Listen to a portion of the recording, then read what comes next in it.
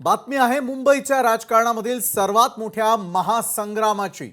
संपूर्ण देशाचं लक्ष लागून राहिलेल्या मुंबई महानगरपालिका निवडणुकीच्या प्रचाराला आता खऱ्या अर्थाने रंगत चढलेली असून यंदाची ही निवडणूक ठाकरे बंधूंसाठी अस्तित्वाची लढाई मानली जाते। तर दुसरीकडे भाजपने कोणत्याही परिस्थितीमध्ये मुंबई महानगरपालिकेवर आपलाच महापौर बसवायचा असा जणू चंगच बांधलेला आहे। रणनीतीबद्दल बोलायचं झालं तर ठाकरे बंधूंनी मुंबईमधील हक्काच्या मराठी मतदारांवर आपलं पूर्ण लक्ष केंद्रित केलेलं आहे। मात्र त्यांना रोखण्यासाठी भाजप आणि एकनाथ शिंदे यांच्या शिवसेनेनं मराठी मतांसोबतच उत्तर भारतीय आणि अन्य अमराठी मतदारांना आपल्याकडे वळवण्यासाठी एक विशेष रणनीती आखली आहे। आणि आज पार्श्वभूमीवर एसएल इंडिया या संस्थेचा एक सर्वे समोर आलेला असून या आकडेवारीने राजकीय वर्तुळामध्ये मोठी खळबळ उडवून दिली आहे। या सर्वेनुसार जरी मुंबईमधील जवळपास निम्मे मराठी मतदार ठाकरे बंधूंच्या पाठीशी उभे राहणार असले तरी मुंबईच्या सत्तेच्या चाव्या मात्र भाजप आणि शिवसेनेच्याच हातात येतील असा अंदाज वर्तवण्यात आलेला आहे। अमराठी मतदार भाजप आणि शिवसेनेला भरभरून मतदान करण्याची शक्यता असल्याने महायुतीचा विजय सुकर होताना दिसतोय। एसएल इंडियानुसार 2017 प्रमाणेच यंदा देखील मतदानाची टक्केवारी 55% आसपास राहणार आहे। आणि या सर्व समीकरणांमुळे मुंबईमध्ये भाजप शिवसेनेचा महापौर बसण्याचे संकेत मिळत आहेत। आणि त्यामुळे गेल्या 25 वर्षांपासून ठाकरेंचा बालेकिल्ला म्हणून ओळख असलेली मुंबई महापालिका ही त्यांच्या हातून जाण्याची शक्यता या सर्वेमधून व्यक्त करण्यात आलेली आहे। त्यामुळे आता उद्धव ठाकरे आणि राज ठाकरे आपली ताकद दाखवून आपलं अस्तित्व राखणार का हे पाहणं महत्त्वाचं आणि औत्सुक्याचं ठरणार आहे। बरं, आता आपण वळतो आहोत या निवडणुकीतील सर्वात महत्त्वाच्या आणि निर्णायक मानल्या जाणाऱ्या मराठी कार्डकडे। मुंबई महानगरपालिकेच्या 2026च्या निवडणुकीमध्ये तुम्ही कुणाला मतदान करणार या प्रश्नावर मराठी मतदारांनी दिलेला कौल राजकीय समीकरणांची उलथापालथ करणारा आहे। या सर्वेनुसार 44% मराठी मतदार हे ठाकरेंची शिवसेना आणि मनसेला मतदान करण्यास इच्छुक दिसतात। दुसरीकडे भाजप आणि एकनाथ शिंदे यांच्या नेतृत्वातील युतीला 42% मराठी मतदारांची पसंती मिळते। म्हणजेच ठाकरे बंधूंच्या पेक्षा भाजप शिवसेनेची युती ही अवघ्या 2% मागे आहे। बरं, त्यामुळेच मुंबईच्या रणांगणामध्ये मराठी मतांसाठी होणारी ही लढाई अत्यंत अटीतटीची होणार असून प्रचाराच्या अगदी अखेरच्या टप्प्यात हे पारडं कुणाकडेही झुकू शकतं असं राजकीय विश्लेषकांचं मत आहे। बरं, या सर्वेमध्ये काँग्रेससाठी मात्र धोक्याची घंटा वाजलेली आहे, कारण काँग्रेस आणि वंचित बहुजन आघाडीला केवळ 4% मराठी मतदारांचा पाठिंबा मिळताना दिसतोय, ज्यामुळे मुंबईतील मराठी मतदारांवरील काँग्रेसची पकड ढिली झाल्याचं स्पष्ट संकेत मिळतात। तर 11% मतदार आजही इतर पर्यायांचा विचार करत असून हेच मतदार निकालाच्या दिवशी किंग मेकर ठरू शकतात। तर मग आता मुंबईच्या सत्तेचा रस्ता हा केवळ मराठी मतांवरून जात नाही आहे, तर त्यात परप्रांतीय मतदारांची भूमिकाही तितकीच कळीची ठरताना दिसते। एस इंडियाच्या सर्वेनुसार परप्रांतीय मतदारांच्या बाबतीमध्ये महायुतीला मोठा बोनस मिळताना दिसतोय। गुजराती, उत्तर भारतीय आणि दक्षिण भारतीय अशा सर्वच अमराठी समुदायांमध्ये भाजप आणि शिवसेना यांच्या युतीची पकड अत्यंत मजबूत असून तब्बल 53% मतदारांनी महायुतीलाच पसंती दिलेली आहे। बरं, दुसरीकडे काँग्रेस आणि वंचित बहुजन आघाडीला 19% परप्रांतीय मतदारांचं समर्थन मिळताना दिसतं। तर ठाकरेंची शिवसेना आणि मनसेला केवळ 15% मतांवर समाधान मानावं लागण्याची शक्यता या सर्वेच्या आकडेवारीतून वर्तवण्यात आलेली आहे। बरं, या व्यतिरिक्त 13% मतदार इतर पर्यायांकडे झुकलेले आहेत। थोडक्यात सांगायचं झालं तर परप्रांतीय मतदारांचा हा भक्कम कौल युतीसाठी विजयाचा पाया ठरताना दिसून असून हेच समीकरण मुंबई पालिकेवरती भाजप शिवसेनेचा महापौर बसवण्यासाठी सर्वात मोठी जमेची बाजू देखील मानली जाते।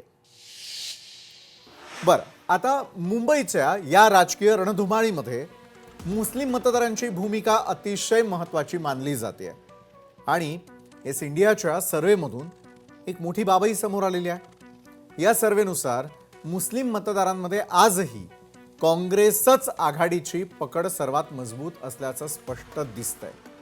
मुंबईमधील तब्बल 41% मुस्लिम मतदार काँग्रेस आघाडीच्या बाजूने उभे असल्याचं या आकडेवारीवरून सध्या तरी दिसतंय। दुसरीकडे उद्धव ठाकरे आणि राज ठाकरे यांच्या संभाव्य युतीला 28% मुस्लिम मतदारांचा पाठिंबा मिळताना दिसतोय, तर 20% मतदारांचा कल हा इतर पक्षांकडे आणि अपक्ष उमेदवारांकडे झुकलेला आहे।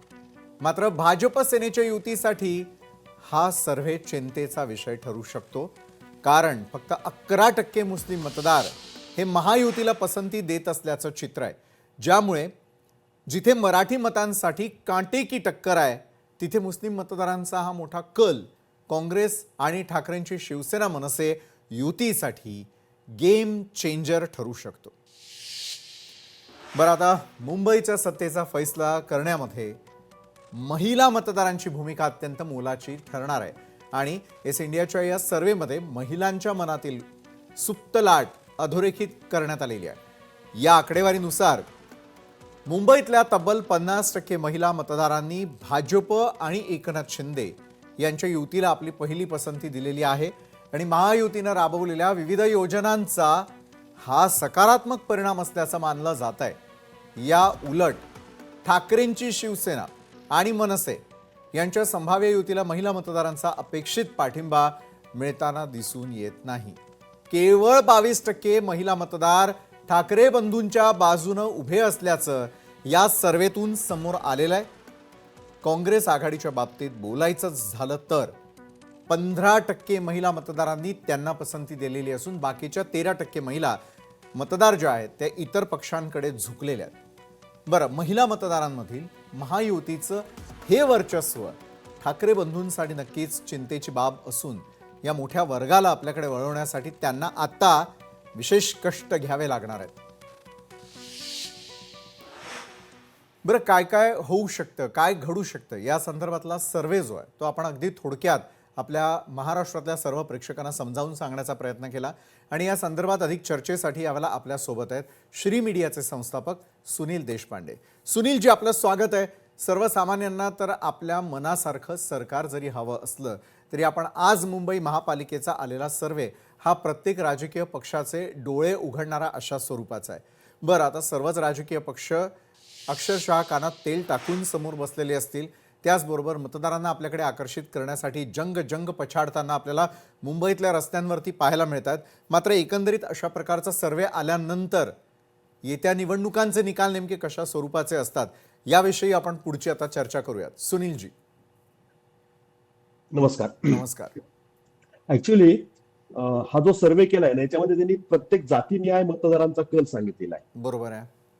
आता याच्यामध्ये मराठी मतदार हा सर्वात महत्वाचा आहे आणि त्याच्यामध्ये जर 42% शिवसेना भाजपला जर मतं मिळत असतील तर ती फार मोठी संख्या आहे जी शिवसेना भाजपला मतं मिळते आणि त्याचा फायदा हा भाजपला किंवा शिवसेनेला महायुतीला होण्याची स्पष्ट चिन्ह आहे। याच्यामध्ये सर्वात महत्वाची बाब काय, जो मुस्लिम मतदार आहे, जो ठाकरेला मोठ्या प्रमाणावर, ठाकरेच्या शिवसेनेला मोठ्या प्रमाणावर मागील लोकसभेला मतदान केलं होतं त्या मतदारांनी, तो मतदार आता त्यांच्यापासून काँग्रेसमुळे डिवाइड झालाय। म्हणजे जो एक गठ्ठा महाविकास आघाडीकडे तो मतदार असला असता, काँग्रेस जर शिवसेनेसोबत आणि मनसेसोबत असली असती तर जी घासून लढत झाली असती ती आता होण्याची शक्यता कमी आहे।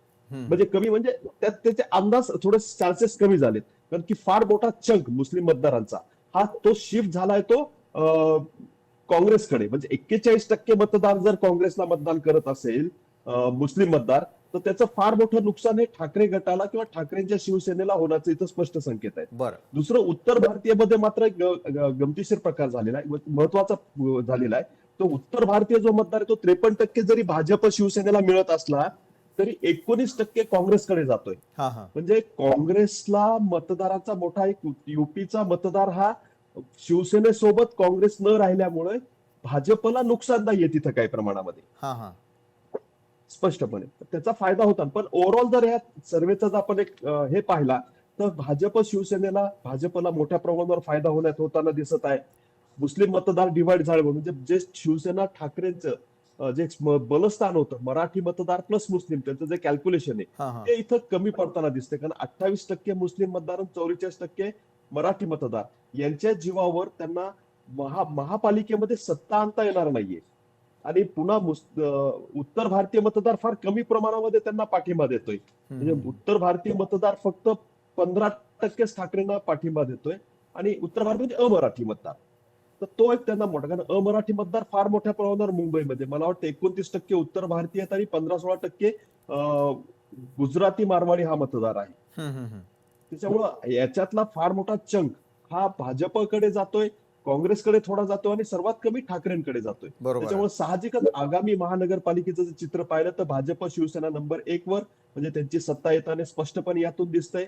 ठाकरे आणि मनसे हे जे त्यांनी एक तयार केलेले सध्या आता इथून पुढे त्यांना कितपत ऍक्सेप्टन्स मिळतं ते मराठी मतदारामध्ये, पण तो आत्ताच्या घडीला तरी मागे राहताना दिसतात आणि मोठ्या फरकाने मागे राहतील असं वाटतंय. काँग्रेसमुळे त्यांना इथं मोठं नुकसान होताना स्पष्ट दिसतंय. बरोबर आहे सुनीलजी. मात्र सगळ्यात मोठी भिस्त जी होती की यावेळेला भाजप आणि शिंदेची शिवसेना हे दोघे उभे असताना त्यांच्यासमोर सगळ्यात मोठं आव्हान होतं ठाकरे बंधूंचं. मात्र ज्या प्रकारे आपण बघतोय की मराठी असतील, अमराठी असतील, मुस्लिम मतदार असतील, स्त्रिया असतील, ज्या यावेळेला खूप महत्त्वाची भूमिका या संपूर्ण मतदान प्रक्रियेमध्ये बजावणार आहेत, त्यांची जरी आपण आकडेवारी पाहिली एक धक्कादायक खुलासा होताना दिसतो की एका बाजूला काटेकी टक्कर तर आहेच, मात्र महापौर पद जे आहे ते भाजप आणि शिवसेनेला या ठिकाणी भूषवण्याची संधी असल्याचा हा सर्वे यावेळेला सांगताना दिसतोय. खूप प्राथमिक अंदाज आहेत खरं तर हे सगळे, कारण येत्या काळामध्ये कुठला पक्ष कशा प्रकारे आपल्या पद्धतीनं त्या ठिकाणी मतदार राजाला खुश करून आपल्या बाजूला वळवण्यामध्ये यशस्वी ठरतो त्यावरती पुढची गणितं ठरताना दिसून येतील.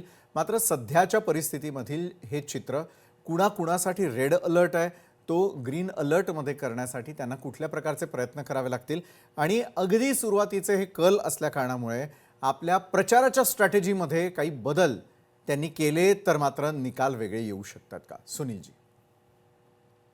हो निश्चित. कारण याच्यामध्ये काय की ठाकरेंना म्हणजे ठाकरेची शिवसेना आणि मनसेना जो मराठी लोकांना त्यांना अपील करावंच लागणार आहे. कारण मराठी मतदार जोपर्यंत 50-60% घरामध्ये त्यांच्याकडे येत नाही, 60% घरामध्ये, तोपर्यंत त्यांना अपेक्षित यश मिळणार नाहीये.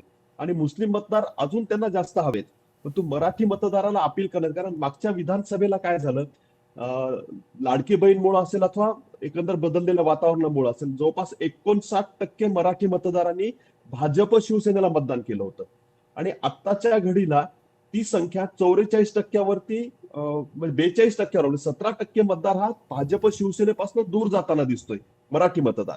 पण आता ही निवडणूक वेगळी असते, स्थानिक निवडणूक असते. त्याच्यामुळे साहजिकच जे उद्धव ठाकरे आणि राज ठाकरे यांना एकत्रित मिळून जे मराठी मतदार वन साइड मिळायला पाहिजे ते मिळताना दिसत नाहीये.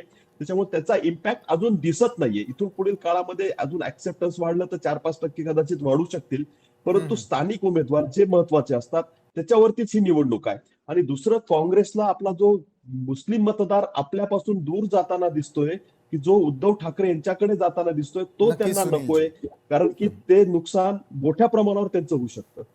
बरोबर आहे सुनीलजी. धन्यवाद. तुम्ही एका या संपूर्ण प्रक्रियेमध्ये काय काय घडू शकते या संदर्भातलं विश्लेषण केलं त्यासाठी धन्यवाद. तुम्ही आमच्यासोबत जोडला गेलात.